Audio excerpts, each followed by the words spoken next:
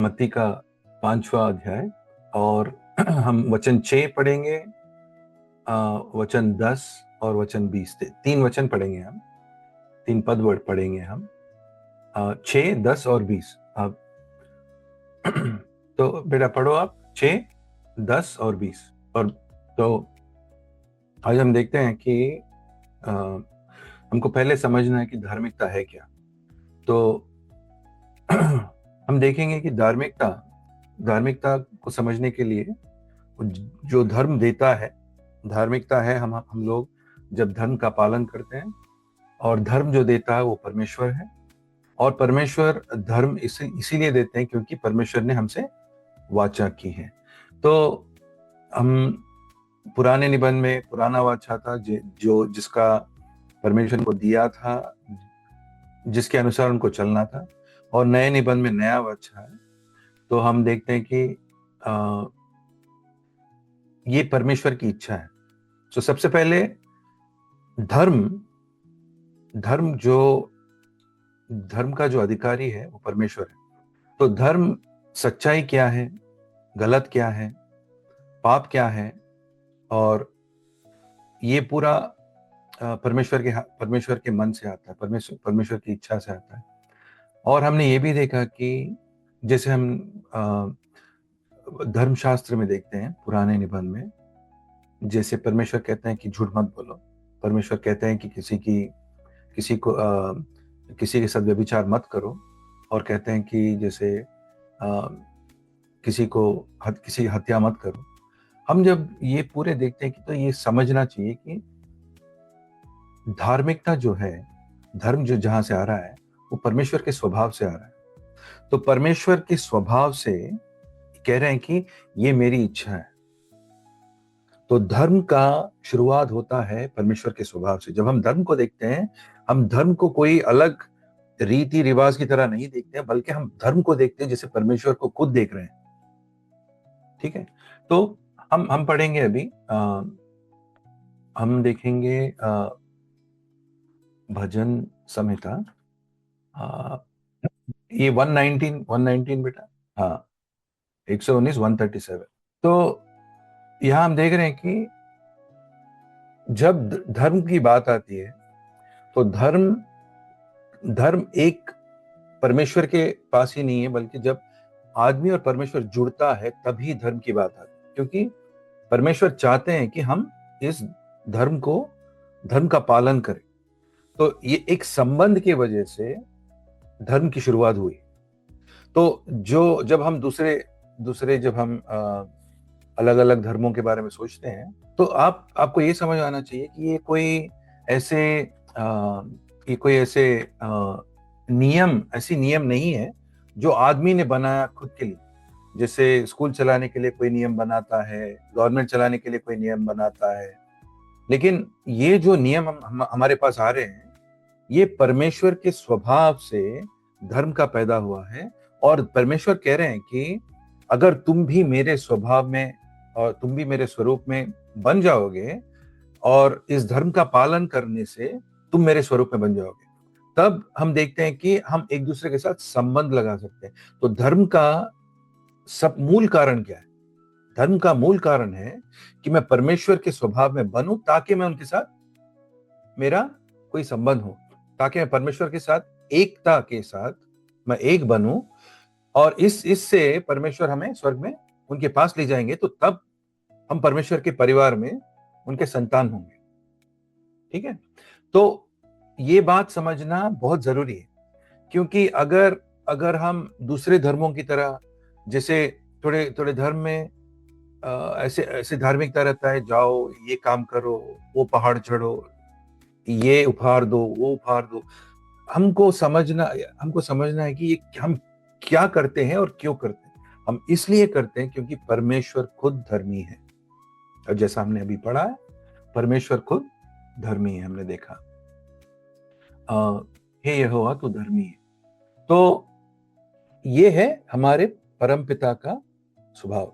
अभी हम देखते हैं कि यीशु मसीह हमसे क्या चाहते हैं। तो अभी हम देख रहे हैं कि परमपिता, उनके पुत्र यीशु मसीह और पवित्र आत्मा, तीनों हमसे क्या चाहते हैं। ठीक है, तीनों हमसे क्या चाहते हैं। अभी हम देखते हैं कि पतरस 2:24। तो यहाँ पर देखिए कि यीशु मसीह जब, तो अभी अभी हम देखेंगे कि यीशु मसीह का क्रूस पर चढ़ना और उनके मौत का कारण क्या है। तो उन्होंने जब हमारे लिए उनका जान दिया है, मसीह ने काट पर स्वयं अपने शरीर में हमारे पाप उठा लिए। किस लिए उठाए? उनका मौत किस लिए हुआ? तो जब हम देखते हैं यीशु मसीह को क्रूस पर, और हमारा मन धन्यवाद से भर जाता है। लेकिन हम यहाँ लिखा है किस लिए उन्होंने क्रूस पर चढ़ा। तो ये भी एक आ, ये भी एक कारण है जिसकी वजह से यीशु मसीह क्रूस पर चढ़े, कि हम पाप के लिए मरकर तथा धार्मिकता के लिए जीवित हो जाएं। तो अभी यीशु मसीह इसीलिए उनका जीवन दिए हैं, ताकि हम अपने पापों में ना रहें, ताकि हमारा स्वभाव परमेश्वर के स्वभाव में बदल जाए, या यीशु मसीह के स्वभाव में बदल जाए, हमारा चरित्र भी उनकी चरित्र की तरह हो जाए, और हम परमेश्वर के साथ एक हो जाए। तो कभी कभी लोग सोचते हैं कि जब मैं पाप करता हूं, जब जाऊंगा और मैं माफी मांग लूंगा और मेरी जिंदगी में बिना कोई बदलाव, बिना कोई पश्चाताप, बिना कोई मन फिराव ऐसे जीऊंगा। ऐसे लोग परमेश्वर के परिवार में नहीं आएंगे। ऐसे लोग नहीं आएंगे। मसीह ने काट पर स्वयं अपने शरीर में हमारे पाप उठा लिए हैं, कि हम पाप के लिए मरकर तथा धार्मिकता के लिए जीवित हो जाएं। उनके घावों के द्वारा तुम्हारी चंगाई हुई है। तो यहां पर साफ लिखा है कि हम परमेश्वर को जब देखते हैं, धार्मिकता का पालन करना सबसे जरूरी है। कि हम जब धार्मिकता का पालन करते हैं, कि हम परमेश्वर से प्यार करते हैं। जो आदमी परमेश्वर को नहीं देख सकता है, जो आदमी परमेश्वर का प्यार को नहीं समझ सकता है, जिसके मन में परमेश्वर के प्यार के लिए खुद प्यार नहीं है, वो आदमी धार्मिकता के साथ नहीं जी सकता है। फरीसियों का यही परेशानी था। ये लोग रीत रिवाज और अलग अलग तरीके से परमेश्वर का धार्मिकता का पालन करना चाहते थे, लेकिन उनका मन खोखला था। उनका मन में कुछ प्यार नहीं था परमेश्वर के लिए। वो समझ नहीं सके कि कितना महत्वपूर्ण था ये। वो समझ नहीं सके कि परमेश्वर क्या चाहते हैं उनसे। तो हमारा लक्ष्य स्वर्ग जाना है, ना ही एक आदमी का लक्ष्य सबसे पहला उत्तम सबसे प्रथम लक्ष्य हमारा ना स्वर्ग जाना है, ना अनंत जीवन पाना। हमारा सबसे प्रथम लक्ष्य है परमेश्वर को प्यार करना है, ताकि उस प्यार में हम एक हो जाए, जिसके वजह से हमको स्वर्ग और अनंत जीवन मिलता है। जो आदमी ये नहीं समझेगा, वो धार्मिकता का पालन नहीं करेगा, धर्म का पालन नहीं करेगा। तो ये है, हमने देखा पिता हमसे क्या चाहते हैं। पिता खुद धर्मी है। और यीशु मसीह हमसे क्या चाहते हैं? यीशु मसीह खुद कह रहे हैं कि उनका क्रूस पर मरना इसलिए हुआ है ताकि हम धार्मिकता के लिए जीवन जिए। और धार्मिकता का मतलब है परमेश्वर के स्वभाव से, ठीक है। और जो भी परमेश्वर हमने धर्म दिया है हमको, वो हमको बदलने के लिए उनके स्वभाव में, ताकि हम उनके परिवार बन सके और उनके संतान बन सके। अभी देखते हैं पवित्र आत्मा क्या कहता है। यूहान का पत्र 16:8 में लिखा है। यूहान का पत्र 16। ये पवित्र आत्मा, यीशु मसीह कह रहे हैं कि जब पवित्र आत्मा आएगा क्या करेगा, ठीक है। पवित्र आत्मा आएगा तो क्या करेगा, लिखा है। कोई पढ़िए यूहान 16 और वचन 8। तो इसको ऐसा भी समझ सकते हैं, वो आकर संसार के सामने पाप, धार्मिकता और न्याय के विषय में दोषों का प्रकाश में लाएगा। तो देखिए, पिता, पुत्र और पवित्र आत्मा, तीनों का काम एक ही है। सबसे बड़ा काम यही है कि धार्मिकता के रास्ते पर हमको चलाएं, परमेश्वर के पास हमें लेकर आए, ताकि हम उनके संतान बन सके। तो धन्य है, हम जैसा पढ़ रहे हैं, धन्य है वे जो धर्म के भूखे और प्यासे हैं। तो इसका मतलब है यीशु मसीह क्या कह रहे हैं? धन्य है जो भूखे और प्यासे हैं, क्योंकि उन्हें तृप्त किया जाएगा। तो मसीह क्या कह रहे हैं मसीह कह रहे हैं कि हमारा सोच को बदलना चाहिए, हमारा जिंदगी इस तरह से बदलना चाहिए जैसे हमने देखा कि मत्ती 4 में 40 दिन उन्होंने उपवास किया था, रात और दिन, 40 रात और दिन उपवास किया था, खाना नहीं खाया। और अंत में 40 दिन के बाद शैतान आया, और शैतान ने, हम देखेंगे यहाँ पे, चलिए हम देखते हैं मत्ती 4 पढ़ेंगे ताकि आप लोग भी समझ सको। तो मत्ती 4 पढ़ रहे हैं और 3 से लेके 4 पढ़ेंगे हम। परखने वाले ने उनके पास आकर कहा, शैतान ने उनके पास आकर कहा, यदि तुम परमेश्वर के पुत्र हो तो इन पत्थरों को आज्ञा दो कि ये रोटी बन जाए। जो आदमी भूखा है उसको जीने के लिए क्या चाहिए? रोटी चाहिए। तो तुम 40 दिन भूखे हो, तुम रोटी खा लो। यीशु ने उसे उत्तर दिया, यीशु जब उत्तर दे रहे हैं, देखिए ये ऐसा आदमी है, धन्य है यीशु मसीह, क्योंकि वो धार्मिकता के लिए भूखे और प्यासे थे। और किस तरह से प्यासे थे? मनुष्य का जीवन सिर्फ भोजन पर नहीं है, बल्कि परमेश्वर के मुख से निकले हुए हर एक शब्द पर निर्भर है। तो ये कह रहे हैं यीशु मसीह, यहां पर देख रहे हैं आप लोग कि उन्होंने उनका भूख और प्यास पीछे हटाया, और उन्होंने कहा कि सबसे पहले जिंदगी में बदलाव ऐसा आना चाहिए कि परमेश्वर के धार्मिकता मेरे लिए भूख और प्यास की तरह है। इसका मतलब इसके बिना मैं नहीं जी सकता।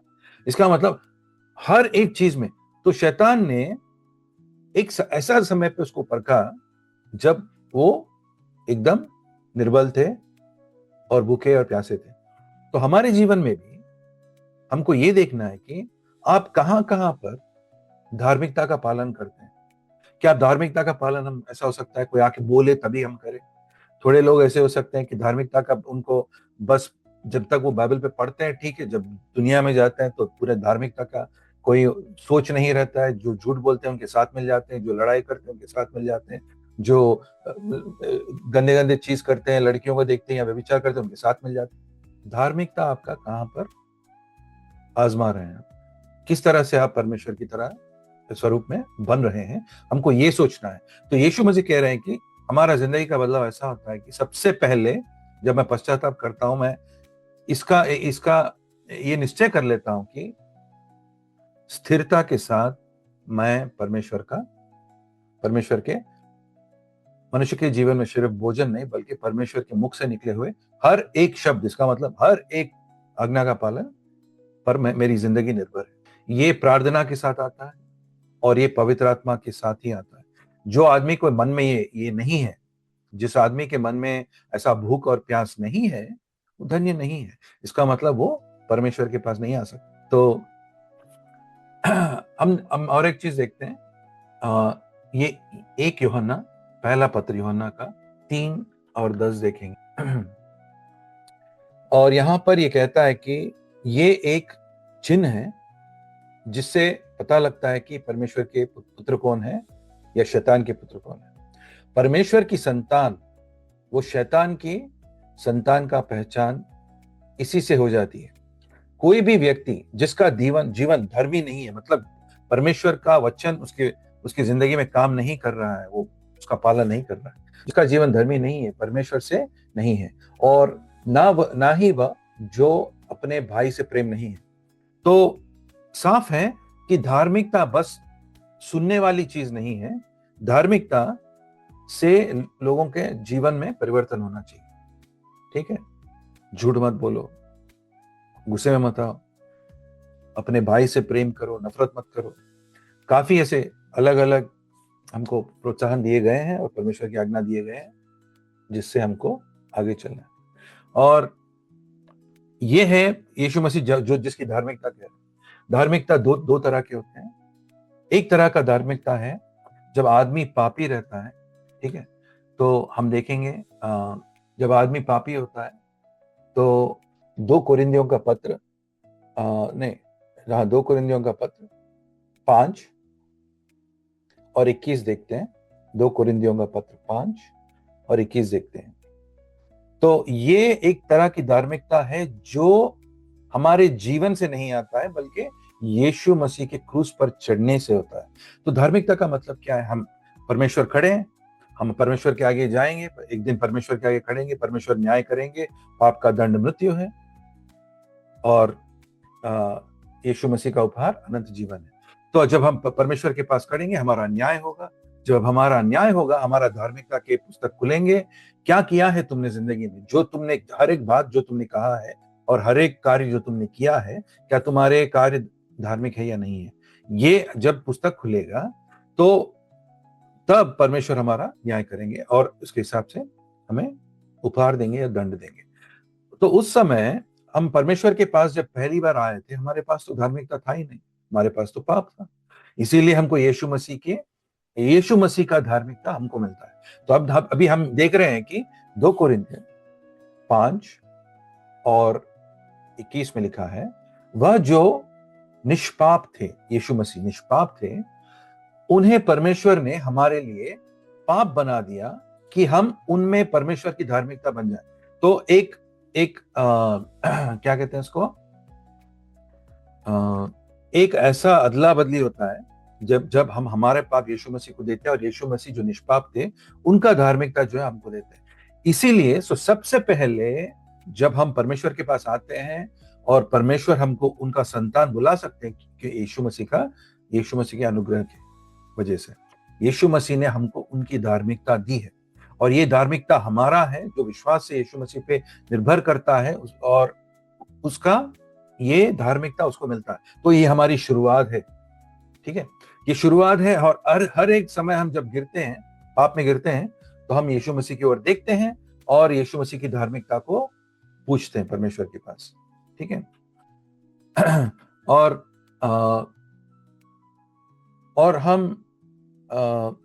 हम जब परमेश्वर के पवित्र आत्मा ने हमको एक नया दिल, एक नया जीवन दिया है और एक नया सोच दिया है, हम देखते हैं कि उसके बाद से परमेश्वर ये चाहते हैं कि हमारा जो धार्मिकता, ये हमसे खुद नहीं आता है, ये पवित्र आत्मा के द्वारा जो हमारे जीवन में धार्मिकता आना चाहिए। हमारे हर एक जिंदगी में, हर एक जो कार्य कर रहे हैं या सोच, हमारे हर एक जो बोल में हम परमेश्वर की तरह उनके स्वरूप में उनका नियमों का पालन कर रहे हैं, उनका अनुकरण कर रहे हैं हम लोग। तो 2 तरह के धार्मिकता है, एक जो यीशु मसीह से आता है जिसके बिना हम लोग परमेश्वर के आगे आ भी नहीं सकते, और उसके बाद जब यीशु मसीह और पवित्र आत्मा ने हमको नया जीवन दिया है और जब हम बपतिस्मा लेकर पानी और पवित्र आत्मा के द्वारा हमारा जिंदगी बदल जाता है, हमको नया जीवन मिलता है, नया मन मिलता है और नया सोच मिलता है, उसके बाद जो दूसरी धार्मिकता है, ये परमेश्वर हमारे अंदर काम कर रहे हैं लेकिन हमारे सहायता के साथ। मतलब हमको हमारा इच्छा छोड़कर परमेश्वर का इच्छा पकड़कर आगे चलना चाहिए। तो इसके लिए हमको हमारा इच्छा इस्तेमाल करना पड़ता है, ठीक है। तो यहां पर हम देखते हैं कि लिखा है कि वह जो निष्पाप है, उन्होंने परमेश्वर ने हमारे लिए पाप बना दिया कि हम उनमें परमेश्वर की धार्मिकता बन जाए। ये शुरुआत है। और जब भी आदमी अगर पाप में गिर गया, हम इस वचन पे जा सकते हैं और पूछ सकते हैं, लेकिन परमेश्वर हमसे चाहते हैं कि हम धार्मिकता हमारी जिंदगी में दिन और रात रहे ताकि हम पाप में ना गिरे। सबसे पहले हम पाप में हमको गिरना नहीं चाहिए। और धार्मिकता हम और एक जगह देखते हैं, ये जो पवित्र आत्मा हमारी जिंदगी में ला रहा है, हम देखेंगे इब्रानियों का पत्र, नहीं, एक काम करते हैं हम लोग, इब्रानियों का नहीं, 1 कोरिन्थियन 6:11 कोरिन्थियों का पत्र 1 कोरिन्थियों का पत्र, पहला पत्र 6 अध्याय 11 वचन। तो हम पढ़ेंगे, ऐसे ही थे तुम। 10 और 11 दोनों पढ़े, ठीक है। 9 से पढ़ते हैं, 9 से 11 तक। क्या तुम्हें ये मालूम नहीं कि दुराचारी परमेश्वर के राज्य के अधिकारी ना होंगे? इस भ्रम में न रहना। वेश्यगामी, मूर्ति पूजक, व्यभिचारी, परस्त्रीगामी, समलैंगिक, चोर, लोभी, शराबी, बकवादी और ठग परमेश्वर के राज्य में अधिकारी ना होंगे। ये लोग नहीं आएंगे, परमेश्वर के राज्य में नहीं आएंगे। और यहां कहते हैं कि ऐसे ही थे तुम कुछ, किंतु अब तुम धोकर स्वच्छ हो गए, परमेश्वर के लिए अलग किए गए तथा प्रभु यीशु मसीह तथा हमारे परमेश्वर के आत्मा के द्वारा किए गए काम के परिणाम स्वरूप धर्मी घोषित किए गए। तो यहां पर देख रहे हो आप लोग, पवित्र आत्मा के द्वारा हम ऐसे पापों से दूर हो सकते हैं, पवित्र आत्मा के द्वारा हम परमेश्वर के लिए अलग हो सकते हैं, पवित्र आत्मा के द्वारा हम पवित्र हो सकते हैं। ठीक है, तो ये है दूसरी तरह का धार्मिकता, जो पवित्र आत्मा हर एक दिन हमसे कह रहा है कि तुमको किस तरह से बर्ताव करना चाहिए जब तुम्हारे मन में शांति नहीं रहता है, और जब तुम कुछ बोलने जा रहे हो, कुछ निर्णय लेने जा रहे हो, कुछ करने जा रहे हो, पवित्र आत्मा का शांति तुमको दिखाते रहता है कि जो तुम कर रहे हो ठीक है या नहीं। और जो भी आदमी नया जन्म पाता है वो पवित्र आत्मा पाता है। ये कोई बड़े लोगों के लिए, छोटे लोगों के लिए अलग अलग नहीं है, सबके लिए, सब विश्वासियों के लिए पवित्र आत्मा दिया गया है, ताकि जैसा हमने पढ़ा, पवित्र आत्मा चाहता है कि वो जब आएगा वो क्या करेगा, वो हम सब लोगों को धार्मिकता की ओर लेकर जाएगा। तो धन्य है जो, अभी हम देख रहे हैं कि ये जो भूखे और प्यासे हैं धार्मिकता के लिए, धन्य है। क्या हमने क्या पढ़ा कि ऐसे लोगों को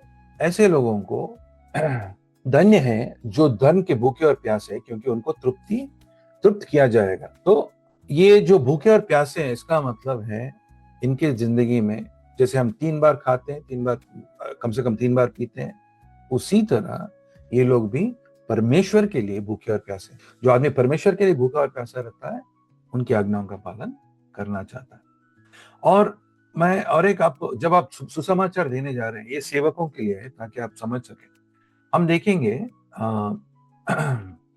यहाँ पे ये प्रेरितों का काम 24 और वचन 24 से पढ़ेंगे, 24 और 25 पढ़ेंगे, प्रेरितों का काम। तो यहाँ पे एक आदमी, एक गवर्नर था। कुछ दिनों के बाद हम पढ़ रहे हैं प्रेरितों का काम 24, वचन 24 और अध्याय भी 24 है। 24 से लेकर 25 तक पढ़ रहे हैं। कुछ दिनों के बाद फेलिक्स अपनी पत्नी द्रुसिल्ला के साथ वहां आया, जो यहूदी थी। उसने पौलुस के बुलाने की आज्ञा दी और उनसे उनके मसीह यीशु में विश्वास विषय के पर बातें सुनी। ठीक है, वो सुनना चाहता है कि क्या हो रहा है। अब यह धार्मिकता का वजह क्या है? जब धार्मिकता के बारे में हम लोगों से बात करते हैं, क्या होता है देखिए। जब पौलुस धार्मिकता, संयम तथा आने वाले न्याय का वर्णन कर रहे थे, फेलिक्स ने भयभीत हो पौलुस से कहा, इस समय तुम जाओ, जब मेरे पास समय होगा मैं स्वयं तुम्हें बुलावा लूं। क्या हुआ फेलिक्स के पास? क्या हुआ देखिए, 3 चीज, धार्मिकता, संयम और आने वाले न्याय, 3 चीज के बारे में उसने बात की। और फेलिक्स का हालत क्या हो गया? फेलिक्स का हालत, वो भयभीत हो गया। क्यों? इससे हम समझते हैं कि ये पहली बार सुसमाचार सुन रहा है और वो आदमी पापी है। और जब पौलुस ने 3 चीज, आप देखिए 3 चीज, हम जब कभी भी थोड़े लोग जब परमेश्वर के बारे में या यीशु मसीह के बारे में बात करते हैं, आप जाएंगे कहेंगे कि यीशु मसीह आपसे प्यार करते हैं, आ जाइए आप लोग पूरे ईसाई बन जाइए। लेकिन यहाँ पर देखिए पौलुस ने किस तरह से सुसमाचार दिया है। धार्मिकता मतलब परमेश्वर का धर्म क्या है? चोरी ना करना, व्यभिचार ना करना, मूर्ति पूजा ना करना। परमेश्वर के 10 नियम जो है उसने उसको समझाया। ठीक है, झूठ मत बोलना। और धार्मिकता से और दूसरी चीज उसने कहा कि जो आदमी के पास आत्मसंयम नहीं होता है, मतलब वो धार्मिक, जो आत्मसंयम होता है तो हम क्या करेंगे? हम धार्मिकता का पालन करेंगे। जिसके पास आत्मसंयम नहीं है वो क्या करेगा? वो जाएगा और पाप करेगा। तो जिसके आत्मसंयम जब तुम्हारे पास नहीं है तो तुम्हारे कार्य बुरे होंगे। और यीशु मसीह ने कहा, हर एक बात और हर एक कार्य तुम जो कर रहे हो उसका न्याय होगा। पाप का दंड मृत्यु है, परमेश्वर का उपहार अनंत जीवन। तो उस आने वाले न्याय के समय क्या होगा? क्या तुम्हारा आत्म संयम, क्या इस धार्मिकता के हिसाब से तुमने जिया है? धन्य है जो भूखे प्यासे हैं इस धार्मिकता के लिए, क्योंकि जो भूखे प्यासे हैं ये लोग आत्म संयम के साथ धार्मिकता के साथ जिएंगे। जो नहीं जी रहा था फेलिक्स डर गया। क्यों डर गया? क्योंकि वो राजा हो सकता है, कुछ भी हो सकता है, लेकिन उसको परम पिता, सृष्टि का मालिक, परमेश्वर के आगे, जो जीवन और मृत्यु का मालिक है और जिसके पास शक्ति है, उसके आगे खड़ना है और उसके आगे न्याय होना है। कोई भी आदमी नहीं बच सकता। वो समझ गया, डर गया, भयभीत हो गया और पौलुस से क्या, इस समय तुम जाओ, क्यों? मुझे सुनना नहीं है। ये भी एक सुसमाचार का तरीका है, हमको सीखना है और हमको समझना है। ठीक है। तो हम थोड़े उदाहरण देखेंगे, धार्मिकता के उदाहरण। धार्मिकता बस एक ऐसी बात करने के लिए ये सिद्धांतिक बात ही नहीं है, बल्कि जीवन में किस तरह से लोगों ने अपनाया है। अभी यीशु मसीह के बारे में लिखा है इब्रानियों का पत्र 1 और हम 9 पढ़ते हैं। इब्रानियों का पत्र 1 हम 9 पढ़ते हैं। आप पढ़ो बेटा, कोई पढ़ो, पढ़िए। यीशु मसीह के बारे में लिखा है, ये भविष्यवाणी दिया गया था पुराने नियम में और यीशु मसीह के बारे में लिखा गया है।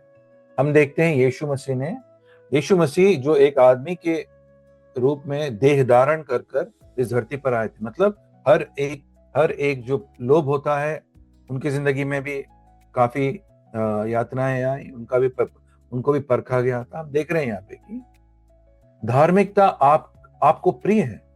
यीशु मसीह को धार्मिकता प्रिय था तथा दुष्टता से नफरत घृणास्पद। तो हम देख रहे हैं कि ये है एक विश्वासी का सोच, जो यीशु मसीह के बारे में कहता है कि ये मेरे मसीह हैं और इनके पीछे मैं कर रहा हूं। तुम ईसाई हो, हाँ, तो आपको धार्मिकता प्रिय होना चाहिए, आपको परमेश्वर से प्यार होना चाहिए और आपका धार्मिकता आपके लिए काफी महत्वपूर्ण है। इस कारण जब परमेश्वर आपके मन को परखते हैं और देखते हैं कि यही कारण है, देख रहे हो आप लोग, दूसरा कोई कारण नहीं है, क्योंकि धार्मिकता से उनको प्रेम था इसीलिए वो निष्पाप थे।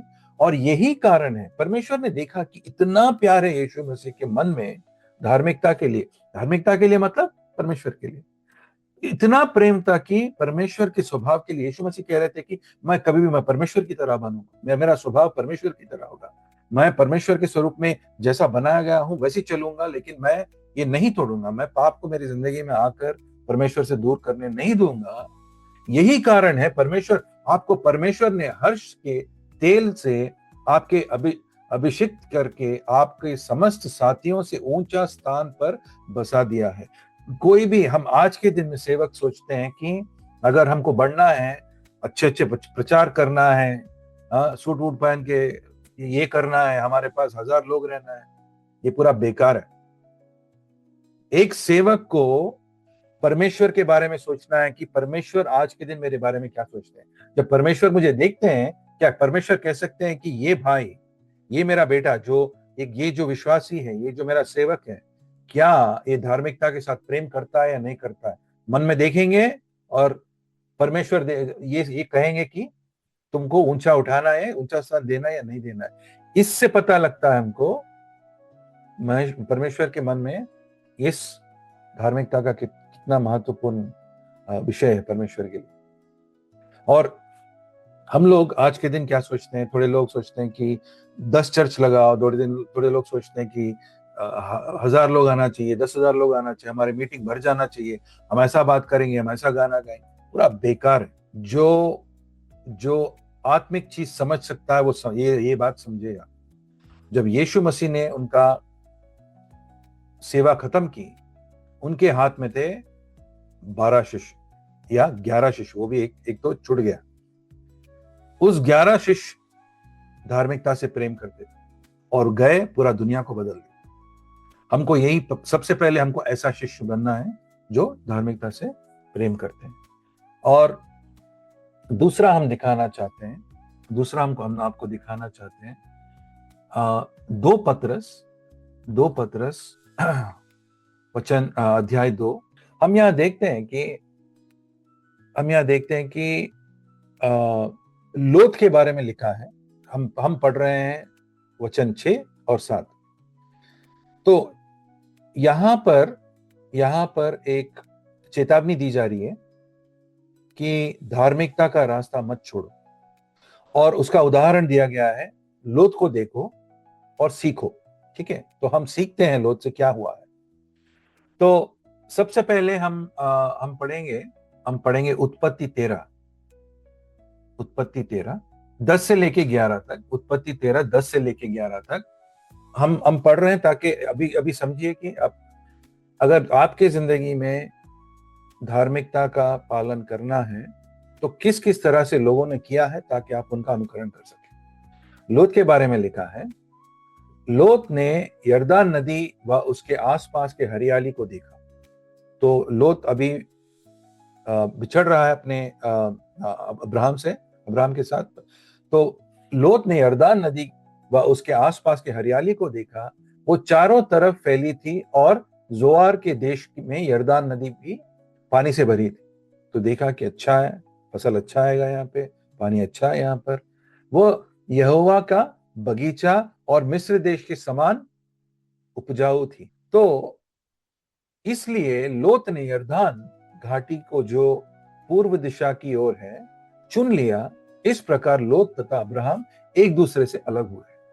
ठीक है, तो लोत ने अपने आंखों से देखा और यरदान नदी के पास उसने कहा कि मैं इस मिस्र देश की तरह उपजाऊ है, तो मैं जोआर की तरफ जाऊंगा। ठीक है, अभी हम आते हैं 2 पतरस 6 और 7 में। हम देखते हैं कि जब वो इस नगर में आता है, दिखने के लिए सब कुछ ठीक था। हरियाली थी वहां पे, पानी था वहां पे, सब कुछ पैसे थे, सब कुछ आएगा क्योंकि हरियाली थी। लेकिन वो जब आया तो हम देखते हैं कि 2 पतरस वचन 2 और 6 और 7 में क्या लिखा है। यदि उन्होंने सोदोम और गमोरा नगरों में, जो जोआर के पास, जो ये सोदोम और गमोरा ये जोआर के 2 नगर थे, को भस्म कर विनाशकारी दंड दिया कि वे आने वाले कुकर्मियों के लिए उदाहरण बन जाए। ठीक है, ये परमेश्वर ने किया। जो लोट ने चुना, उसको परमेश्वर ने उसका अंत कर दिया। और लेकिन जब उसने अंत किया तो ये यहां लिखा है, यदि परमेश्वर ने अधर्मियों के अशुद्ध चाल चलन से बहुत दुखी धर्मी लोत का उद्धार किया। तो लोत जब वहां पर था, धार्मिक था, और कितना मुश्किल होता है एक धार्मिक आदमी को ये अधर्मियों के बीच में, अशुद्ध चाल चलन लोगों के बीच में रहने के लिए, कि उसका उद्धार किया। लेकिन लिखा है कि लोत बहुत दुखी था। ये है, धन्य है जो लोग धार्मिकता के लिए भूखे और प्यासे रहते हैं। ये लोग जब ऐसे अशुद्ध चाल चलन या अधर्मियों के बीच में जाते हैं, बहुत दुखी हो जाते हैं। तो अभी आप देखो कि आपका मन में कैसा है। आपको ये लगता है, आपको भी दुख होता है पाप को देखकर? आपको भी धार्मिकता से यीशु मसीह की तरह प्यार है? हमको अपने आप को परखना चाहिए। ठीक है, तो 4 चीज है हम सीखेंगे। अधर्मी के चिन्ह क्या है, ताकि हम अधर्मी न बन सके। अगर हमारे मन में अधर्म है तो हमको निकालना चाहिए। तो सबसे पहली चीज हम देखते हैं कि भजन संहिता में वचन 14, अध्याय 14 वचन 1, भजन संहिता। तो सबसे पहले जो परमेश्वर को नहीं मानता है वो अधर्मी है। मूर्ख मन में कहता है परमेश्वर ही नहीं। वे सभी भ्रष्ट हैं और उनके काम घिनौने हैं। ऐसे कोई भी नहीं जो भलाई करता है। सो सबसे पहले मूर्ख जो कहता है कि परमेश्वर नहीं है, ये मूर्खता का मतलब नहीं है कि उसके पास ज्ञान नहीं है। ये मूर्खता का मतलब है कि ये अधर्मी है, पापी है, और कह रहा है, जब देखता है कि पूरा सृष्टि का कोई सृष्टि करता है लेकिन फिर भी कहता है परमेश्वर नहीं है, तो ऐसा आदमी को मूर्ख वचन में मूर्ख कहते हैं, लेकिन जब हम मूर्ख का मतलब ये नहीं होता है कि ये जिसके पास ज्ञान नहीं है ये भोला भाला है, इसका मतलब ये नहीं होता है। मूर्ख का मतलब यहां पर होता है ये पापी है। ठीक है। दूसरा हम देखते हैं दूसरी तरह का अधर्मी कौन होता है। ये फरीसियों के बारे में लिखा है रोमियों का पत्र 10, और 3 में देखते हैं ये दूसरा तरह का अधर्मी कैसा होता है। जिसके पास ज्ञान है लेकिन उसका मन एकदम घट हो गया है पाप से। परमेश्वर के धार्मिकता के विषय में हम पढ़ रहे हैं रोमियों का पत्र अध्याय 10 और वचन 3 पर परमेश्वर की धार्मिकता के विषय में अज्ञानता तथा अपनी ही धार्मिकता का स्थापना करने के उत्साह में, देख रहे आप लोग, उत्साह में उन्होंने स्वयं को परमेश्वर की धार्मिकता के अधीन नहीं किया। तो आदमी का घमंड इतना बुरा होता है कि वो जब परमेश्वर का सुसमाचार आप देंगे तो जब वो उसका इनकार करता है तो वो ये कह रहा है कि वो अपने धार्मिकता का स्थापना कर रहा है। तो कोई आदमी बोल सकता है, आप बोलेंगे झूठ मत बोलो क्योंकि परमेश्वर पवित्र है और सच्चाई को मानते हैं और झूठ का दंड मृत्यु है। लेकिन वो आदमी बोलेगा अरे यार सब लोग झूठ बोलते हैं, यहाँ पे झूठ बोलते हैं, वहां पे झूठ बोलते हैं, हम तो छोटे छोटे झूठ बोलते हैं, वो लोग तो बड़े बड़े। तो उसने अपना धार्मिकता का स्थापना किया। जो आदमी छोटा झूठ बोलता है ठीक है, उसने अपना धार्मिकता का स्थापना किया है। और हमारे कलीसियाओं में परमेश्वर का धार्मिकता ही उसका ही स्थापना होना चाहिए। कोई भी ऐसा अगर आपने सेवक के सुना है जो परमेश्वर के नियमों को उसको कम कर देते हैं, उसका महत्व को कम कर देते हैं, या उसको नियम को तोड़ने के लिए आपको अलग अलग सलाह देते हैं, ऐसे लोगों से दूर रहिएगा। परमेश्वर की धार्मिकता के विषय में अज्ञानता तथा अपना ही धार्मिकता की स्थापना करने के उत्साह में उन्होंने स्वयं को परमेश्वर की धार्मिकता के अधीन नहीं किया। इसके वजह से वो लोग परमेश्वर से दूर हो गए। ये है दूसरे तरह के अधर्मी लोग जो धार्मिकता का पालन नहीं करेंगे। धन्य है जो धार्मिकता के भूखे प्यासे हैं। इसका मतलब हम जब जो हमारे मुंह से जो बात निकल रहे हैं, हमारे मन में हमारे सोच में, हमारे मन में जो भी इरादे हैं, जब हम प्रार्थना में जाते हैं पवित्र आत्मा दिखाएगा कि तुमने अपना धार्मिकता का स्थापना किया है, इसको तुमको तोड़ना है। परमेश्वर दिखाएंगे कि तुम्हारे मन में अंधेरा है, तुमको इसको तोड़ना है। थोड़े अलग संदर्भ होंगे थोड़े। और एक संदर्भ मैं बोलता हूं कि जो लोग शादीशुदा हैं या जो लोग अलग धर्म से आए हैं, तो हमारे मन में रहता है कि एक औरत हमसे छोटी है, हमसे कम है, हमसे परमेश्वर, हम सोचते हैं कि क्योंकि हमारे जो भी हमने जैसे हम पले हैं और बड़े हुए हैं, हमारे संस्कार में जो भी हमको सिखाया गया है, हमारे संस्कृति में गलत चीज सिखाए गए हैं कि एक औरत आदमी के बराबर नहीं है। हाँ, परमेश्वर ने अधिकार दिया है घर में एक आदमी को चलाने के लिए, और एक औरत उसका सहायता करती है। ये बात सच है, लेकिन इसका मतलब ये नहीं कि कोई कम है कोई ज्यादा है। ठीक है। इसी तरह परमेश्वर ने एक औरत को बच्चे पैदा करने का काम उसको दिया है जो आदमी नहीं कर सकता। तो उस विषय में तो आदमी उससे कम ही है। तो हमको ये समझना चाहिए कि ऐसे चीजों को अगर हम कहते हैं कि ईसाई हैं, लेकिन परमेश्वर का धार्मिकता को नहीं समझेंगे और घर में आएंगे और परमेश्वर का धर्म का पालन नहीं करेंगे। हम आपको दिखाते हैं वचन ताकि आप समझ सकते हैं जो हमने आपको अभी कहा था, गलातियों का पत्र 3:28। ठीक है बेटा, महिमा पढ़ो। जब तुम्हारा बपतिस्मा होता है, तुम सब ने जो मसीह में बपतिस्मा लिया है, मसीह को धारण कर लिया। जब मसीह को धारण कर लेते हैं, परमेश्वर ऐसा देखते हैं। इसीलिए अब ना कोई यहूदी है, ना कोई यूनानी है, ना कोई स्वतंत्र है, ना कोई दास है, ना कोई पुरुष है, ना कोई स्त्री है। क्योंकि मतलब ये जो भी भेदभाव है परमेश्वर तोड़ रहे हैं। इसका मतलब ये नहीं कि अधिकार तोड़ रहे हैं। इसका मतलब ये नहीं कि घर का चाल चलन किस तरह से चलना, कलीसिया का चाल चलन किस तरह से चलना तोड़ना, नहीं। परमेश्वर कह रहे हैं भेदभाव, पापी भेदभाव जो हमारे मन में है तोड़ना चाहिए। जो हम दूसरे धर्मों के धार्मिकता हमारे परमेश्वर के धार्मिकता के पास नहीं आना चाहिए, अभी हमारे कलीसिया में नहीं रहना चाहिए। हम जीते हैं वचन से, मरेंगे भी वचन से, ताकि हम जब परमेश्वर के आगे खड़ेंगे न्याय होगा, हमारा न्याय होगा। जिस वचन से हमने जिया है, जिस धार्मिकता से हमने जिया है, उसके हिसाब से आपका न्याय होगा। याद लगाना बहुत जरूरी है। लोग अपना धार्मिकता बार बार स्थापित करते हैं, ये पहली बार ही नहीं हुआ है। आज के दिन भी आप लोग भी कर रहे हैं, लेकिन आप समझ नहीं रहे हैं। हमने भी किया है गलती, और परमेश्वर ने, पवित्र आत्मा ने हमको भी दिखाया है कि जो तुम कर रहे हो गलत है, इसको दूर करो। हमको परमेश्वर के स्वभाव में बनना है। हमारा सोच किस तरह से सोचते हैं, किस तरह से बात करते हैं, पूरे धार्मिकता के साथ, परमेश्वर के स्वभाव से जो भी हम करते हैं यीशु मसीह की तरह करना चाहिए। अभी हम देखते हैं, तो एक था मूर्ख जो अधर्मी है, दूसरे थे जो अपने खुद की धार्मिकता का पालन कर रहे थे और परमेश्वर के धार्मिकता को अधीन नहीं हो रहे थे।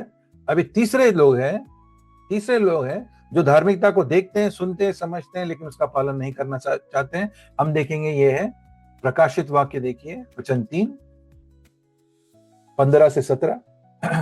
अब मैं पढ़ूंगा आपके लिए। महिमा बेटा आप पढ़ो, 15 से 19 तक पढ़ो बेटा। तो देख रहे हैं आप लोग कि ये लोग हैं, ये कलेसिया है, लवोदिकिया एक कलेसिया है, जहां पे हर हफ्ते लोग मिलते हैं, आराधना करते हैं, परमेश्वर का वचन पढ़ते हैं, सब कुछ है। परमेश्वर ने यूहन्ना को एक भविष्यद्वक्ता क्या करता है, इसीलिए हमको ये नबियों के लिए और भविष्यद्वक्ताओं के लिए प्रार्थना हम इसीलिए करते हैं। जो छुपे हुए हमारे मन के अंदर जो छुपे हुए पाप हैं, ये लोग जो आदमी के आंख नहीं देख सकते, परमेश्वर जो देख सकते हैं, परमेश्वर इस नबी या भविष्यद्वक्ताओं के मन में डालते हैं ताकि वो बोल सके, ताकि वो उस पाप को प्रकाश में ला सके और हमको पश्चाताप दे सके। तो ये परमेश्वर ने, यीशु मसीह ने यूहन्ना को दिया, और यूहन्ना दिखा रहा है लवोदिकिया, तुम सोच रहे हो तुम एक अच्छा कलीसिया हो, तुम सोच रहे हो तुम काफी काम करते हो, लेकिन मैं तुम्हें कहता हूं कि अपने सभी प्रेम करने वाले को मैं ताड़ना देता हूं, अनुशासित करता हूं, इसीलिए बहुत उत्साहित होकर पश्चाताप करो। इसका मतलब उनके काम में कमी था। इसका मतलब वो लोग सोच रहे हैं कि धर्मी है, लेकिन परमेश्वर कह रहे हैं कि तुम्हारा ये वह दावा है कि मैं धनी हूं, मैं समृद्ध हो गया हूं, तथा मुझे कोई कमी नहीं है। मतलब क्या? धर्म का पालन पूरी तरह कर रहा हूं, किंतु तुम नहीं जानते कि वास्तव में तुम तुच्छ, अभागे, अंधे तथा नंगे हो। इसका मतलब सोचो, एक आदमी जब सोचता है कि मैं धर्मी हूं, परमेश्वर कहते हैं कि तुम तुच्छ हो, अभागे हो, अंधे हो तथा नंगे हो। कितना गलत फहमी हो सकता है कि उसके मन के अंदर, कि वो कितना परमेश्वर से दूर जाना चाहिए उसको, कि परमेश्वर इतना कठिन तरह से उसके साथ बात कर। सोचो आप, इसीलिए परमेश्वर उसको ताड़ रहे हैं। तो ऐसे लोग हैं जो परमेश्वर के पास अपने आप को अधीन नहीं करते हैं, मन के दीन नहीं है, अपने पापों पर नहीं रो रहे हैं, सोच रहे हैं कि मेरे पास कलीसिया में कुछ भी कर सकता हूं, मैं एक अच्छा प्रीचर हूं, मैं अच्छे बातें कर सकता हूं। पूरा बेकार है। अगर हमारे मन में परमेश्वर के लिए प्रेम है, तो उस प्रेम से पापों को भगा देंगे। और हमने जैसा पढ़ा, जिसको धार्मिकता प्रिय है, यीशु मसीह, और जिसको पाप से नफरत है, परमेश्वर ने उसको ऊंचा उठाया। हमको अपने आप से ऊंचा नहीं उठना है भाई लोग। आपसे विनती है, अगर आप अपने आप से ऊंचा उठना चाहते हैं, इधर उधर भाग रहे हैं, रुक जाइए। आप कहीं भी जाओ, आपका कुछ होने वाला नहीं है। लेकिन आप अगर परमेश्वर के पास घुटने टेक कर प्रार्थना करो और अपने पाप को अपने मुंह से परमेश्वर के आगे सुना दो, और पवित्र आत्मा जब आपको आपका पाप दिखाता है, धन्य है जो धार्मिकता के भूखे प्यासे। हर एक दिन आपके प्रार्थना में परमेश्वर को पूछना चाहिए कि आप आज मेरा जो भी पाप है आप दिखाइए, ताकि मैं आपके साथ धार्मिकता के साथ रह सकूं, क्योंकि मेरे पिता के घर में कोई धार्मिकता के बिना अंदर आ ही नहीं सकता। परमेश्वर का राज्य ताला है, कोई आ नहीं सकता। परमेश्वर, इसीलिए यीशु मसीह कहते हैं परमेश्वर का राज्य और धार्मिकता को ढूंढिए, परमेश्वर का राज और धार्मिकता को ढूंढिए। चलिए हम देखते हैं फिर मत्ती में जाकर कि जो 3 चीज हमने देखा है, 3 पद हमने पढ़ा है कि मत्ती 5 हमने 3 चीज पढ़ा था। मत्ती 5:6 हमने पढ़ा था, धन्य है वे जो धर्म के भूखे और प्यासे, क्योंकि उनका तृप्त किया जाएगा। परमेश्वर तुमको तृप्त किस तरह से करेंगे? उनके उनके उनके साथ आपको, उनका संबंध जो आपको उनके साथ है और आपको उनके नजदीक लाकर, ठीक है, निकटता के साथ परमेश्वर जब आपको उनके पास लाएंगे तभी तो आपका मन तृप्त होगा। तो धन्य है जो धार्मिकता के लिए भूखे प्यासे हैं, वो तृप्त होंगे। किस तरह होंगे ये परमेश्वर दिखा रहे हैं।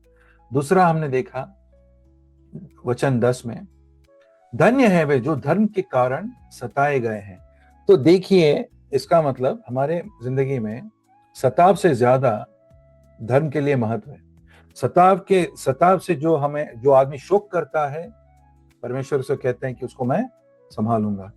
और धन्य है जो धर्म के कारण सताए गए हैं, क्योंकि स्वर्ग का राज उन्हीं का है। तो जब तक हमारे मन में धार्मिकता स्थिर नहीं है, हम सताव में कैसा टिकेंगे? जो आदमी की जिंदगी में सताव आ जाएगा, वो जब परमेश्वर से इतना प्यार नहीं करेगा, परमेश्वर के लिए इतना उसका प्यार नहीं है, तो क्या करेगा वो? सो जो परमेश्वर का उपस्थिति के लिए जिसके मन में भी प्यार है और परमेश्वर को चाहते हैं, ऐसे ही लोग खड़ सकते हैं जब उनका सताव होगा।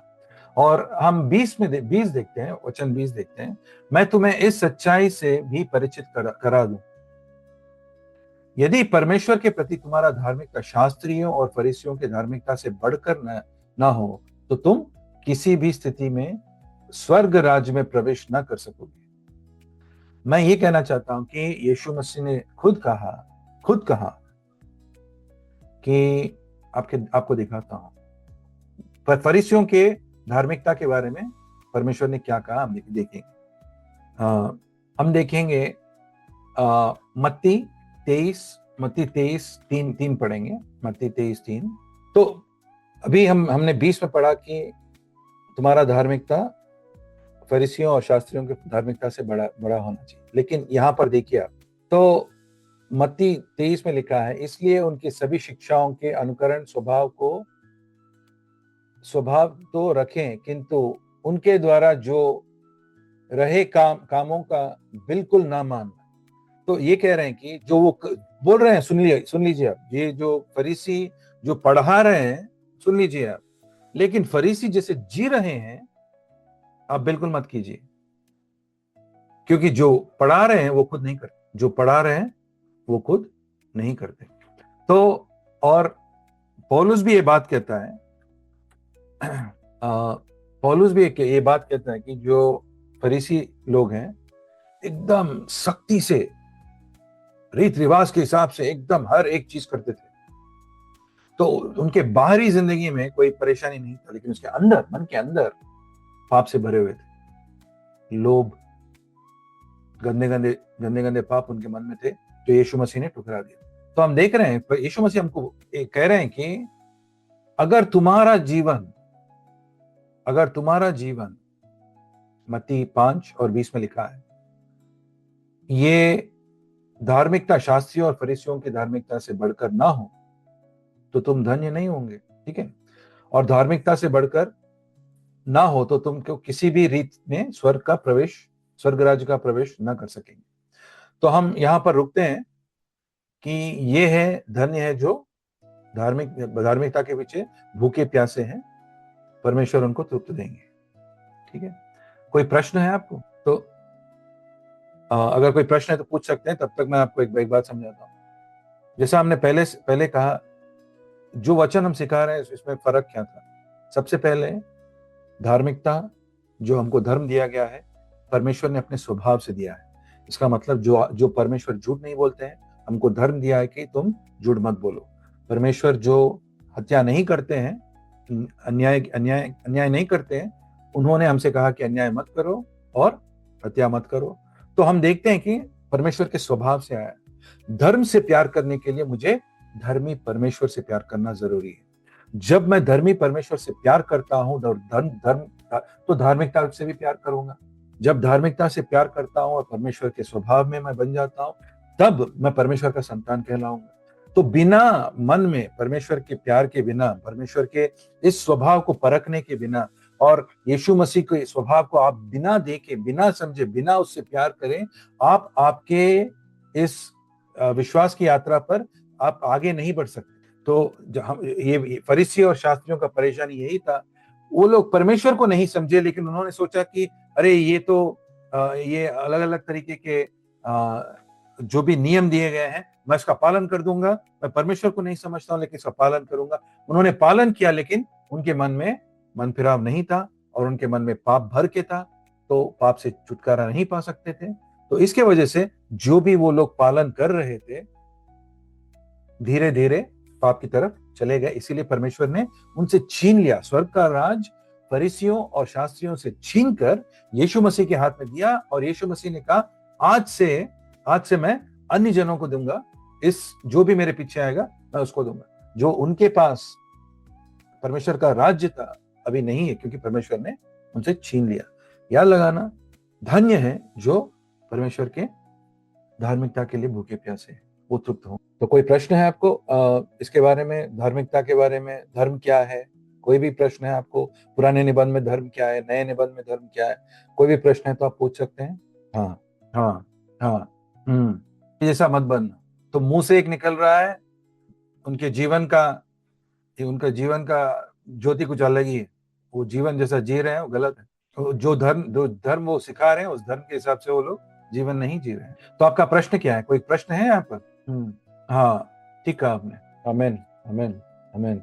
तो याद लगाना कि पुराने निबंध में ये लोग मूसा के गद्दी पे जो बैठे थे, इसका मतलब है अधिकार पुराने निबंध के हिसाब से इनके हाथ में दिया गया। मूसा का गद्दी, मूसा को अधिकार परमेश्वर ने दिया।